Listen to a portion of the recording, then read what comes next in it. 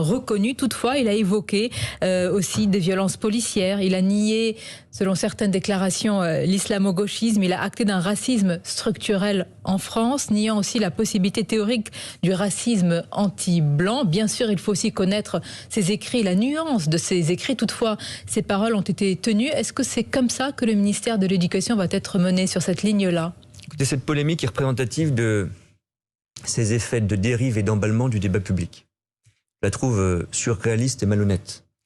D'abord, nous avons un nouveau ministre de l'Éducation nationale, vous l'avez rappelé, qui est un grand universitaire, reconnu en France et au niveau international, qui a accepté une responsabilité très lourde, qui a prononcé un seul discours en tant que ministre de l'Éducation nationale et de la jeunesse, son discours de passation de pouvoir avec Jean-Michel Blanquer, et qui devra être jugé d'abord sur ses actes, bien sûr, et sur une ligne politique, j'insiste là-dessus parce qu'on perd quand même le sens de la raison et de la mesure, qui est celle fixée et rappelée par le président de la République. Les grandes réformes qui seront portées pour l'école, c'est celle du renforcement des enseignements fondamentaux, du français, des mathématiques. Un mot sur lui-même, je ne le connais pas personnellement, Pape Ndiaye, je le connais comme citoyen et comme lecteur, et je le respecte infiniment.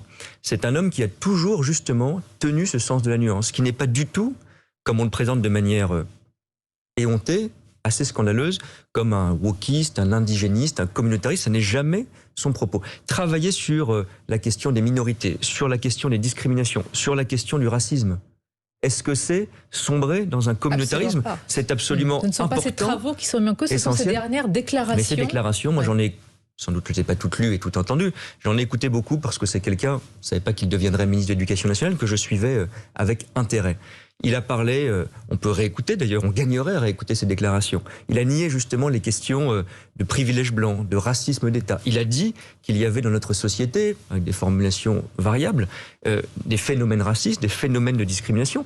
C'est une évidence et heureusement qu'on le rappelle. Heureusement qu'on le rappelle. Et heureusement qu'on travaille sur ces sujets parce qu'il a une approche d'universitaire qui creuse ces sujets. Moi je défends cette idée de savoir et de travail. Il a quand même dit dans une déclaration au journal Le Monde que l'idéologie woke était un épouvantail plus qu'une réalité sociale ou idéologique. Est-ce que c'est aussi votre ligne? Est-ce que c'est la nouvelle ligne du gouvernement? Vous voyez, il y a deux choses, parce que vous dites, mais très différentes.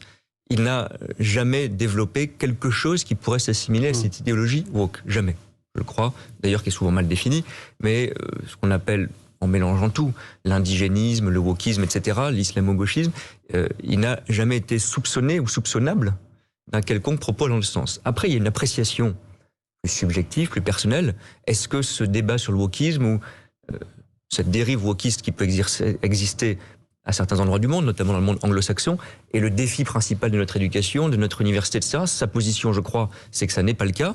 Je pense qu'il a raison sur ce point, mais les choses n'ont pas changé. Les choses n'ont pas changé dans la ligne du président et du gouvernement sur ce point. Pardonnez néanmoins de vous confesser ma perplexité entre Jean-Michel Blanquer, qui représentait une ligne. On se souviendra, au mois de janvier, par exemple, il participe à un grand colloque qui nomme le problème woke à l'université, mais pas seulement, qui s'inquiète de l'islamo-gauchisme à l'université, qui condamne des concepts de racisme structurel en France, qui, bon, on voit un peu, et de l'autre côté... Il a parlé à ce moment-là du racisme structurel. Mais de mémoire, oui. Et de l'autre côté, Pape Ndiaye, qui a un discours contraire, il faut bien le dire. Vous nous dites, il n'y a pas un seul discours pour l'instant, mais vous ne l'avez pas choisi à partir de rien. Il y a une carrière, il y a une trajectoire. Votre gouvernement, il y a une trajectoire, il y a une pensée, il y a une réflexion. Est-ce qu'il n'y a pas néanmoins un changement de ligne évident à ce poste essentiel qu'est l'éducation nationale? Absolument pas.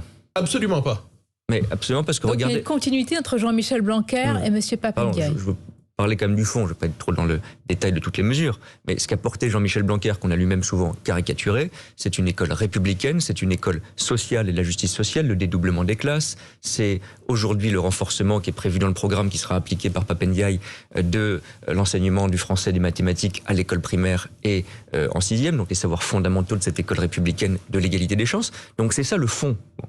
Ensuite, il y a des nuances de sensibilité, d'expression. Je ne vais pas vous dire que ce sont les mêmes personnes. Là, on est dans les nuances entre ces deux personnalités. C'est vraiment les nuances. Il a été présenté comme l'antithèse de Jean-Michel Blanquer. Moi, je crois que sur le fond de l'action, il y aura beaucoup d'éléments qui seront similaires sur cette égalité des chances, sur cette justice sociale. Et puis après, dans l'évaluation, qui honnêtement me semble pas être le cœur de la mission d'un ministre de l'Éducation nationale avant ou après. Dans l'évaluation de ce qu'est le wokisme, de ce qu'est l'indigénisme, de ce qu'est le communautarisme, ils n'ont peut-être pas la même appréciation.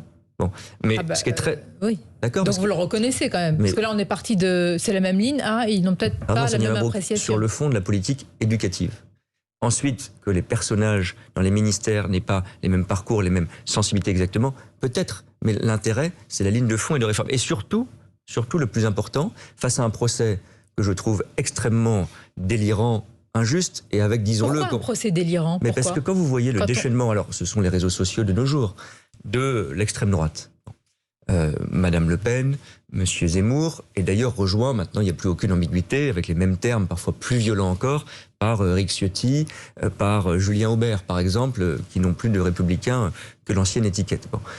Qui explique que c'est le refus de l'identité française, le refus d'une histoire de France fière, que c'est une dérive wokiste. Ça, je le conteste à 100%. Ça n'est jamais ce qu'a dit Pape Ndiaye. Je ne suis pas son porte-parole. Relisez ou relisons ses propos ou écoutons-les de nouveau. Ça n'est jamais été la ligne. Nous l'avons fait.